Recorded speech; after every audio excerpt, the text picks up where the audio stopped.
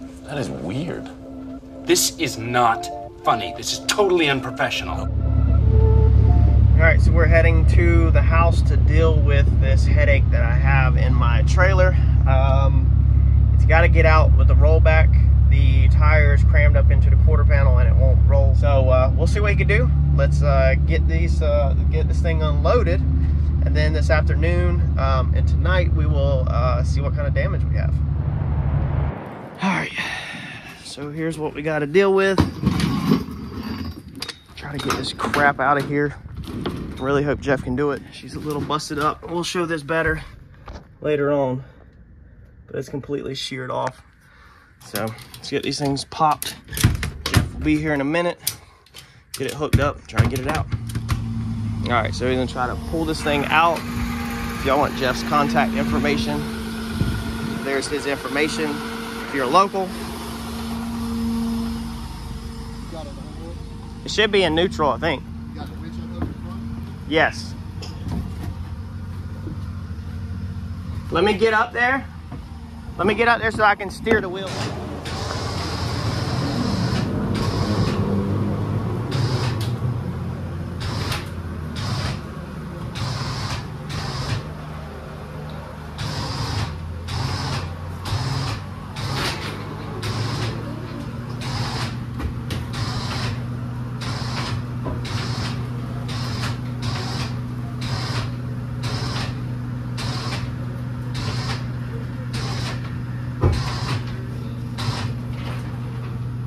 Line it up.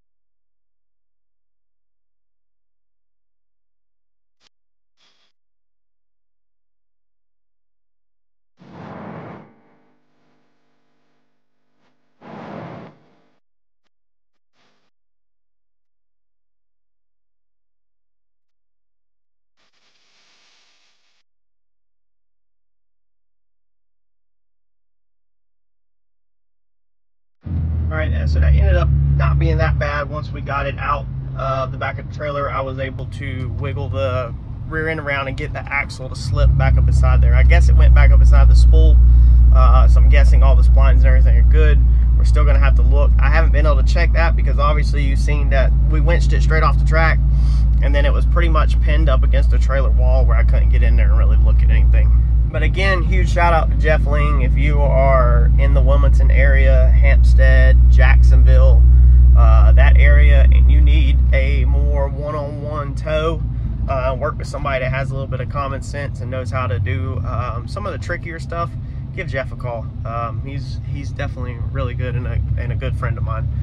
So we're gonna get back to work, put this trailer up, and then we'll break this axle down here in a few minutes for y'all, but tonight for me. See y'all in a second. All right, so we got the car in the garage. Let's take a look and see what happened. Now, I already know, you've seen it in the last video, but we're gonna dive a little bit deeper, and we're gonna get ready to move forward with our repair process. I was about to say progress, but we haven't made progress yet.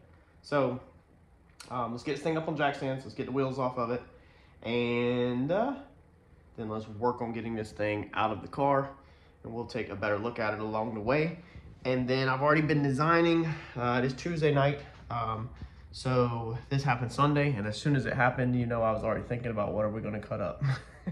Because you know, if anything breaks, I'm sorry, but most of the time we're not gonna just put it back together like it was. We're gonna improve and upgrade. So I think you'll like this one. I didn't get to show y'all the first rear end build, unfortunately, because I wasn't doing YouTube then. We did do this one myself. Mike helped back then, but we put this thing on a jig. We cut it down. We don't have C-clip eliminators like John said on his channel. They're actually 4 9-inch rear, big ends. You'll see here in a minute. And we did this whole rear end, but we made all Mike did was did some welding. I made a handful of mistakes and I have learned from them. So I'm very, very, very excited to get this out. Not dreading this at all. You got to look at these things as just another opportunity to improve your operation. So I was, as you've seen in the video of the in-car, I wasn't upset because my brain just immediately knows that we're going to upgrade something. So I'm stoked. I'm excited to do this, and hopefully y'all are going to love the outcome. So let's get in it.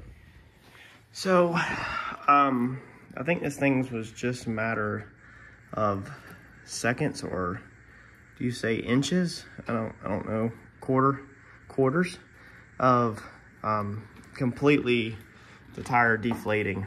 I mean, these are some nasty cuts in this tire, but this tire is still holding air. So we should be able to reuse it. That's the good news. Just take off the chunks, cut them off with a razor blade, and we should be good to go. I'm just playing. Oh man, people be done lost their minds. You can see how deep the holes are. That's kind of interesting. So look how nasty that groove is. And then look how deep the tread holes are. It's pretty deep, man, because these tires still have really good tread left on them. These are some takeoffs off of Turbo John's car. I have a set of 28 10.5Ws. So I'm thinking we might put the 10.5Ws on for right now. I don't think we're going to be entering any class racing anytime soon. I think we still got a lot of testing on our hands before I waste money trying to race anybody. So we might just go ahead and, you know, wear on the 10.5Ws before we buy another set, but we'll be definitely putting another set of Turbo John takeoffs on here. So yeah, she shredded up that wheel. Now, as far as this rear end, I do not have C-clip eliminators. I don't know why John said that. Ooh, I don't have C-clip eliminators. And I have Ford 9-inch ends, not no little guys. So that was a pronouncing on his channel. So the splines look perfectly fine. And basically, that's what we're after tonight, is to go in here and see what is usable.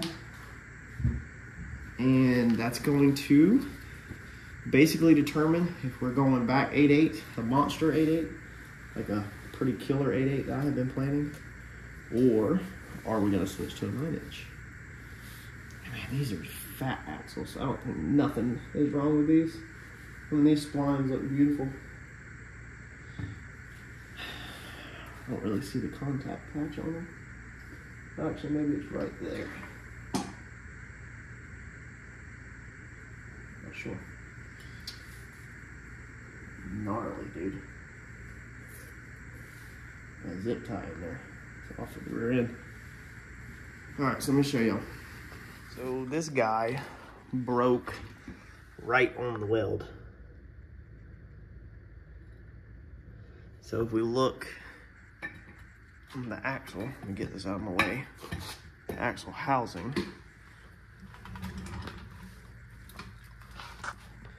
you can literally see the weld is right there. That is gnarly. That is crazy. I mean, the weld is still 100% around there. It literally sheared it on the other side of the weld. That is so crazy. And I mean, we got a good bit of weld too. Like, the weld doesn't start till like right here. I mean, this over here isn't no weld. That right there, what is that? Like on the outside, that's like buildup. Maybe that's, we had welded right here before. So we originally did leaf spring purchase, but I don't think, we didn't weld up here. I don't know, but we can clearly see that the weld starts where my fingernail's at and goes that way. And from my fingernail this way is not weld. So I don't know exactly what happened, the science behind it, I guess you can say. But She took the tube. Slam off, y'all.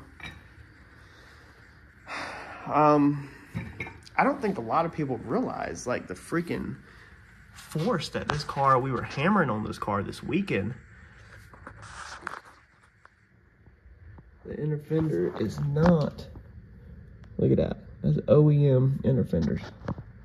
OEM, factory inner fenders blended into the mini tub. I love this car. But you can see where the tire definitely got into her. Definitely cleaned her up back there. Got in right there, but it didn't touch the mini tub. It got in right there, but it rode on the factory sheet metal. So it did not ride, no pressure on the aluminum mini tub. It just rode on the factory sheet metal. All right, so I guess the plan, we're gonna be making a lot of changes. Y'all, I'm so freaking excited about this. It is crazy, because I know most people would be pissed off. We're gonna get the fluid dropped out real fast. Let's go ahead and get the case off tonight, or the differential cover, and let's let that be draining, and let's make sure that there's no broken pieces sitting inside there, and then that way I can get in and order tonight for some goodies. Now, I already cracked these open. For anybody that might say that they're too loose, you gotta be careful doing YouTube. You always got somebody in the comments that wants to correct you.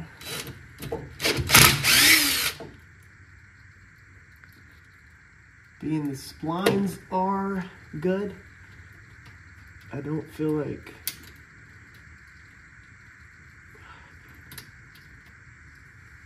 we're gonna have any damage to the gears.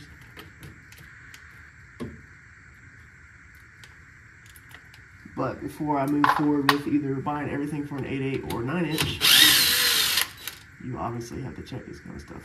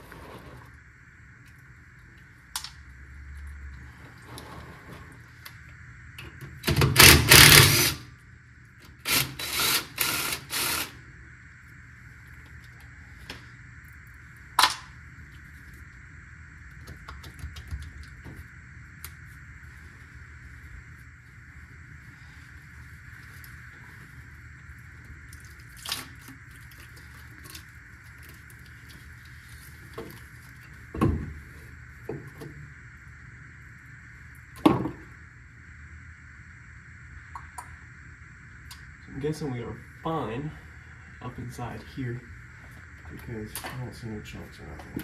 No. I figure we probably were, because everything still worked. Everything still worked as it should, but you just got to, you still gotta check. Let's put this thing in neutral, I guess, and let's rotate it just to double, triple check. I don't see anything up in there.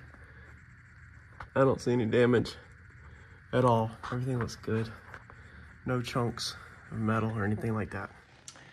So with that being said, what we're gonna do is build a another 8/8. I don't see no point in going 9-inch right now and having to buy everything that comes along with the 9-inch, whereas the 8/8 already have the axles, already have the spool. We're not gonna reuse the Ford 9-inch ends, the end caps. We will obviously replace them, and we're not going to really use the 4-link brackets, not like that. So the 4-link brackets that are on here are actually just some cheap eBay ones. Basically, I think they are the like generic, cheap, really old school, really outdated like 4-link brackets. So they're like your old Pro Mod brackets, basically. You can pick these things up on eBay for pretty freaking cheap. They're a dime a dozen. They just print them. There's nothing special about them. They're cheap. We're gonna make everything match, okay? I learned a lot. So what we're gonna be doing is we're gonna order the 10 soldier rear end brackets. So our front brackets up here on the chassis are already 10 soldier low prep radial low prep brackets. So they're basically like the perfect all around low prep bracket. So I think they're excellent mix. So we're gonna go ahead and purchase the match for them brackets, the brackets that 10 soldier sells that goes on the rear end housing. These are gonna be the same exact brackets that are in Randy's car. So my car and Randy's car will be 100% identical on bracket setup, and that's about where it stops. So Randy's got a 9-inch, mine's an 8.8, but I think for the power level that this car will be on, I think we're perfectly fine. This car will never, I say never, should never see past 1,800 RP or 1,800 horsepower, 1,500 horsepower. As we grow, you know, everybody wants to go faster. So whether we're talking 6 months or we're talking 6 years, I just don't see this car going past 15 to 1,800 horsepower. The reason why is because this car clearly don't have the chassis, and we don't want to put the chassis in this car. So we're going to build a new race car, like we announced on the channel. I'm still not going to tell y'all what we are doing, but that car we're going to shoot for a really high-end build, you know, really nice high-end build. That's going to be the goal for that car. So that car is going to be the money baby, and that one's going to be the horsepower car. Not this one. This one we're just learning, we're having fun, but we still want to go fast. We want to go fast. So I don't know what failed on this, but 8.8, we'll keep the spool. We'll keep the 35 spline axles. I'm pretty sure they're 35s. They're not 40s, I don't think. 35 spline axles, and we're just gonna beef this. I have been researching it all night last night and Sunday night, and taking pictures from my builder. So the same guy that is doing Randy's, not back half, but whatever you want to call what was done to Randy's Pro Mod, he's going to be the one that's going to do the fab work on the rear end. So we'll get the rear end out. We'll get a new rear end. Mike with the Green Challenger on Turbo John Racing YouTube channel. Mike has an 8.8 that he said I can get, that he's been saving up back behind his garage forever, and hasn't done nothing with it. So he said I can grab that he doesn't need it. So we're gonna grab that from Mike. So huge shout out to Mike if you watch the channel, I appreciate it. And we're gonna get to work. So we're gonna order tonight the brackets. We're also gonna change the 4-link. Obviously the 4-link bars right here that are orange, they're the wrong color for the car. That's the old color. They need to go probably blue to match the engine block. But we're gonna go chrome moly. So we're gonna do all chrome moly 4-link bars. And yeah, that's pretty much it. We're gonna improve the brake lines back here because they are zip tied to the housing. The new housing will do nice brake line tabs. I mean, y'all stick around because we're gonna try to do a killer DIY budget friendly build. So if you know how to TIG, you know how to weld, you'll be able to do this yourself. Me, I can MIG, but it was MIG last time. So we're not gonna make it again. And we're gonna let Mike and them TIG it. So it should turn out pretty freaking amazing. And we're just gonna incorporate all kinds of stuff into this thing. So I want tie down points that are better. You know, I want cleaner, just overall, I want cleaner shock mounts, you know, easier to adjust.